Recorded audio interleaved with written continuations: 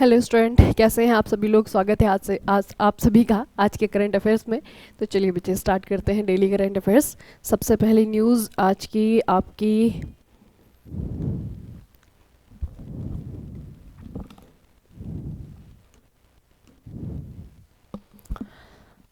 सबसे पहली न्यूज़ जो है, कल भी मैंने आपको एक कुंभ के बारे में बताया था। आज भी जो है नॉर्थ ईस्ट का कुंभ इसे कहा जाता है, तो इसके बारे में थोड़ा सा देख लेते हैं बच्चे। अरुणाचल प्रदेश के उप मुख्यमंत्री वर्तमान में है चौना मीन। इनके द्वारा परशुराम कुंड मेला 2025 का उद्घाटन किया गया है मकर संक्रांति के अवसर पर। ठीक है, और इसे अक्सर क्या कहा जाता है, पूर्वोत्तर का कुंभ कहा जाता है। ठीक है, तो जैसे बच्चे अभी आपने देखा कि प्रयागराज में मकर संक्रांति के ही दिन पे पहला शाही स्नान किया गया और उसी के साथ में आरंभ किया गया महाकुंभ। ठीक है, तो उसी तरीके से जो है आपका ये है परशुराम कुंड मेला इसे कहा जाता है, याद रखना। और ये यहाँ पर अरुणाचल प्रदेश में होता है। कौन सी नदी के तट पर होता है इसे याद रखिएगा। ठीक है, तो यहाँ पे बच्चे एक नदी है लोहित नदी। लोहित नदी के तट पे होता है और लोहित नदी जो है ये सहायक नदी है। किसकी सहायक नदी है? ब्रह्मपुत्र की। ठीक है, ब्रह्मपुत्र की सहायक नदी है। अगला आपकी अगली जो न्यूज़ है ये साइंस एंड टेक से रिलेटेड है। गूगल के द्वारा बैक किया जा रहा है इस कंपनी को। ठीक है, मतलब गूगल के सहायक भी नहीं कह सकते हैं, लेकिन गूगल इस कंपनी को बच्चे एक तरीके से फिनेंस करती है। ठीक है, कंपनी का नाम है पिक्सल। ये कंपनी का नाम है आपका पिक्सल। तो पिक्सल कंपनी ने क्या किया है? पिक्सल कंपनी ने भारत का पहला निजी उपग्रह समूह सफलतापूर्वक लॉन्च किया है। ठीक है, तो उपग्रह समूह, उपग्रह मतलब कि सैटेलाइट जो है ये इन्होंने जैसे पहला एक भेज दिया, फिर दो भेजा, इस तरीके से जो है टोटल ये 6 सैटेलाइट भेजे जाएंगे इनके द्वारा और पूरा जो है कॉन्स्टलेशन तैयार किया जाएगा। ठीक है, जैसे स्टार लिंक है ना आपका स्पेस एक्स का, उसी तरीके से कुछ, लेकिन उससे थोड़ा सा छोटे लेवल पे। तो ये जो कंपनी है पिक्सल, ये है तो भारत की। ठीक है, स्पेस टेक में है, एक तरीके से स्टार्टअप कंपनी से कह सकते हैं। इसके जो वर्तमान में सीईओ हैं और फाउंडर हैं, संस्थापक हैं, इनका नाम याद रखना अवेज अहमद। अवेज अहमद इनका नाम है। भारत के अंतरिक्ष तकनीकी स्टार्टअप पिक्सल ने कैलिफोर्निया से स्पेसएक्स रॉकेट पर अपने 6 हाइपर स्पेक्ट्रल इमेजिंग उपग्रहों में से 3 को लॉन्च किया है। 3 बाद में किए जाएंगे। ठीक है, तो यह प्रक्षेपण देश के बढ़ते निजी अंतरिक्ष क्षेत्र और गूगल समर्थित 5 साल पुराने स्टार्टअप पिक्सल के लिए एक मील का, अभी ज़्यादा समय नहीं हुए कंपनी को बने हुए, जो है 5 ही साल हुए हैं। और बच्चे आप लोग कितनी ज़्यादा हम लोग इन कंपनियों के बारे में पढ़ रहे हैं ना लगातार।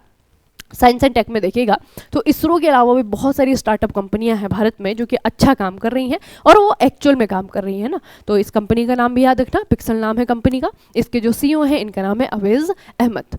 अगला है बच्चे आपका, प्रधानमंत्री नरेंद्र मोदी ने 150वें भारतीय मौसम विज्ञान विभाग स्थापना दिवस के अवसर पर भारत मंडपम नई दिल्ली में आयोजित समारोह में भाग लिया है। और प्रधानमंत्री ने अगर भाग नहीं लिया होता ना, मैं आपको बताती भी नहीं ये वाली खबर। ठीक है, तो भारतीय मौसम विज्ञान विभाग स्थापना, इसके बारे में थोड़ा सा देखना पड़ेगा हमें। 150 साल हुए हैं, काफ़ी लंबा समय हो गया इस विभाग को, इस डिपार्टमेंट को। ठीक है, तो यहाँ पर बच्चे इस उपलक्ष्य में प्रधानमंत्री नरेंद्र मोदी ने कुछ और भी इनोग्रेट किया है। तो और किस चीज़ का उद्घाटन किया गया है? प्रधानमंत्री ने अपने देश को मौसम के प्रति तैयार और जलवायु के प्रति स्मार्ट राष्ट्र बनाने के लक्ष्य के साथ में मिशन मौसम शुरू किया है। ठीक है, याद रखेंगे मिशन मौसम की शुरुआत भी की है। भारतीय उष्णकटिबंधीय मौसम विज्ञान संस्थान पुणे यहाँ पर अपनी तरह का पहला क्लाउड चैम्बर भी स्थापित करने जा रहा है। ठीक है, तो 2 चीज़ें आपको याद रखनी है। एक तो बच्चे आपका मिशन मौसम स्टार्ट किया गया है और दूसरा आपका क्या किया गया है, पुणे में एक इंस्टीट्यूट है, इस इंस्टीट्यूट का नाम है उष्णकटिबंधीय मौसम विज्ञान संस्थान। ठीक है, पुणे यानी कि महाराष्ट्र में स्थित है। यहाँ पे क्या किया जाएगा, भारत का पहला क्लाउड चैम्बर भी स्टैब्लिश किया जाएगा। ठीक है, तो 2 चीज़ें हैं, एक आपकी योजना है, मिशन है मौसम मिशन, और दूसरा जो है आपका ये है क्लाउड चैम्बर। तो भारत का पहला है तो इसलिए थोड़ा सा याद रखिएगा। ठीक है, तो बच्चे ये हुआ है। बाकी हम कह रहे हैं कि 150 साल अगर हो गए हैं तो इसका पिछला भी हमें याद रखना पड़ेगा, स्थापित कब हुआ था। तो ये जो आपका डिपार्टमेंट है मेट्रोलॉजिकल डिपार्टमेंट, ये 1875 में अंग्रेजों के दौर में बना था। ठीक है, ये आपका 150 साल इसे हो गए हैं 2025 में। ठीक है, इसे थोड़ा सा याद रखिएगा। तो हेडक्वार्टर इसका नई दिल्ली में है। ठीक है, और अब वर्तमान की अगर हम बात करें तो कौन से मिनिस्ट्री के अंडर में आता है, तो ये है आपका मिनिस्ट्री ऑफ अर्थ साइंसेस। ठीक है, मिनिस्ट्री ऑफ अर्थ साइंसेस के अंडर में आता है ये डिपार्टमेंट। अगला है आपका रसिया गवर्नमेंट के स्वामित्व वाली कंपनी रोसाटॉम। रोसाटॉम ने तमिलनाडु के तिरुनेलवेली जिले में कुदानकुलम में स्थापित किए जा रहे कुदानकुलम परमाणु ऊर्जा संयंत्र की छठी और अंतिम इकाई को भेज दिया है। ठीक है, कुदानकुलम में क्या है बच्चे, कुदानकुलम में क्या है हमारा एक न्यूक्लियर एनर्जी प्लांट है। कुदानकुलम न्यूक्लियर एनर्जी प्लांट है इंडिया का, है ना। तो ये किसके हेल्प से जो है इसके सारे के सारे फेजेस बनाए गए हैं, रसियन टेक्नोलॉजी में, है ना, रसियन टेक्नोलॉजी की हेल्प से बनाया गया है, रसियन कंपनी की हेल्प से बनाया गया है। तो फाइनल जो इसका फेज है बच्चे वो भी अभी जो है आपका खत्म हो गया है। ठीक है, तो इस उसके साथ में इस एनर्जी क्या कह सकते हैं कैपेसिटी के साथ में ये भारत का सबसे बड़ा न्यूक्लियर प्लांट भी बना है। अब इसके बारे में आपको डिटेल से बताऊंगी, लेकिन यहाँ पे 2-3 चीज़ें याद रखिएगा। रसियन गवर्नमेंट है, ठीक है, रसियन गवर्नमेंट के स्वामित्व वाली कंपनी है, कंपनी का नाम है रोसाटॉम।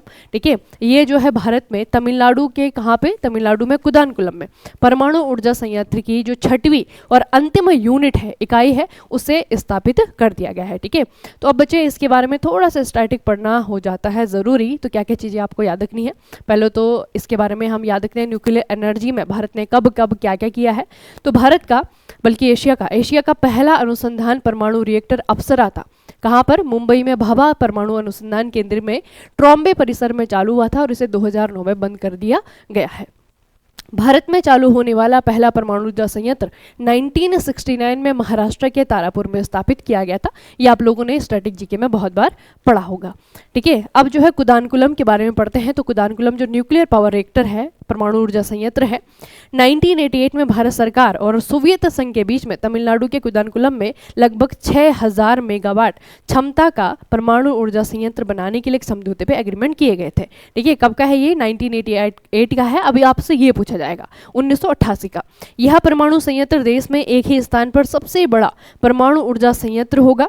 इस बिजली संयंत्र में 1000 मेगावाट क्षमता की 6 इकाइयां हैं।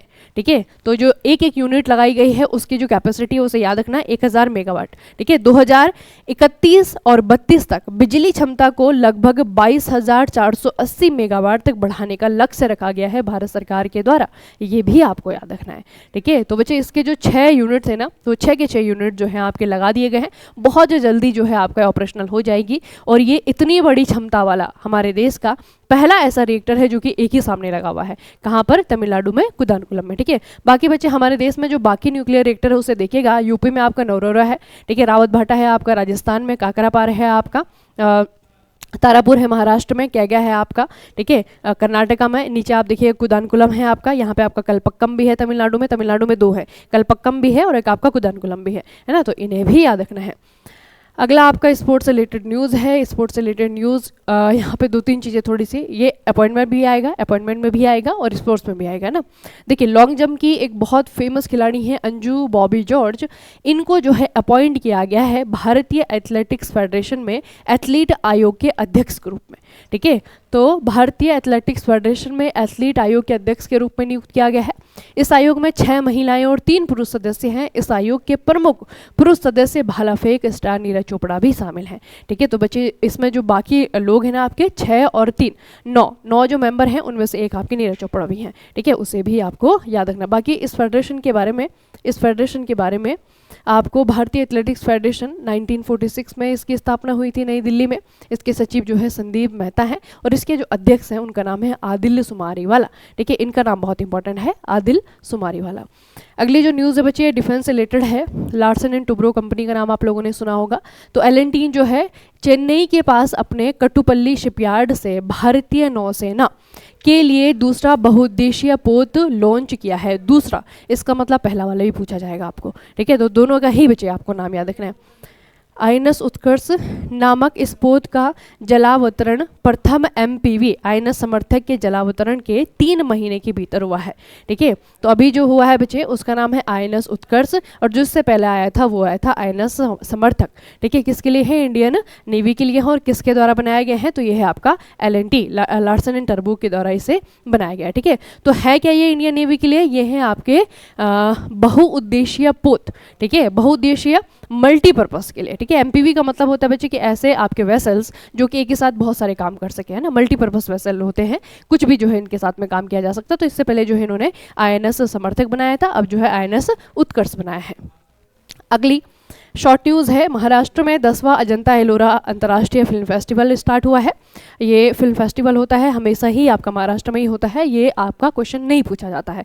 इसके बिहाफ में आपका एक क्वेश्चन बनता है, क्योंकि जब भी ये फेस्टिवल होता है वहाँ पे एक सम्मान दिया जाता है जिसे कहते हैं पद्मपाणि लाइफ टाइम अचीवमेंट पुरस्कार। ठीक है, तो इस साल किसे दिया गया है? साई परांजपे को दिया गया है, जो कि बहुत ही फेमस मूवी मेकर भी हैं, फिल्म मेकर भी हैं और स्क्रीन राइटर भी हैं। ठीक है, तो साई परांजपे का नाम याद रखिएगा।